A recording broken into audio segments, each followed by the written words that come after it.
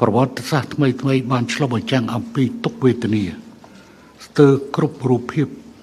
ដែលប្រជាជនប្រជាពលរដ្ឋខ្មែរបានឆ្លងកាត់ជាក់ស្ដែងចាប់ពីថ្ងៃទី17ខែមេសា1975មាតុភូមិកម្ពុជាដ៏អភ័ព្វបានបន្តធ្លាក់ទៅក្នុងគ្រោះមហន្តរាយរបបបល្ល័ង្កពូជសាសន៍ដែលជាឃាតករខ្មែរក្រហមបានបង្កើតឡើងនិងបំផ្លាញដល់សូន្យនៅក្រោមរបប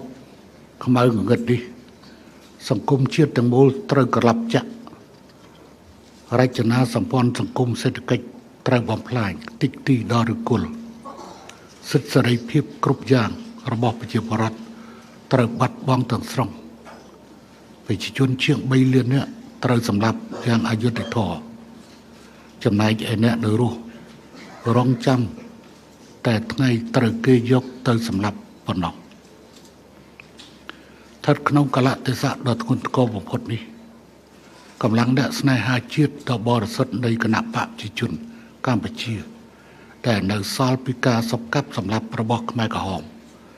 បានក្រោកឈរតស៊ូប្រកបដោយវីរភាពបំផុតដើម្បីប្រឆាំងនឹងបនបល្ល័ង្កពូជសាសន៍ប៉ុលពតពីដំណាក់កាលមួយទៅកាន់ដំណាក់កាលមួយដោយសុខចិត្តបង្ហូរឈាមក្រាលពាសពេញទឹកដីនៃមាតុភូមិកម្ពុជាក្រោមបុព្វហេតុដណ្ដើមមកវិញ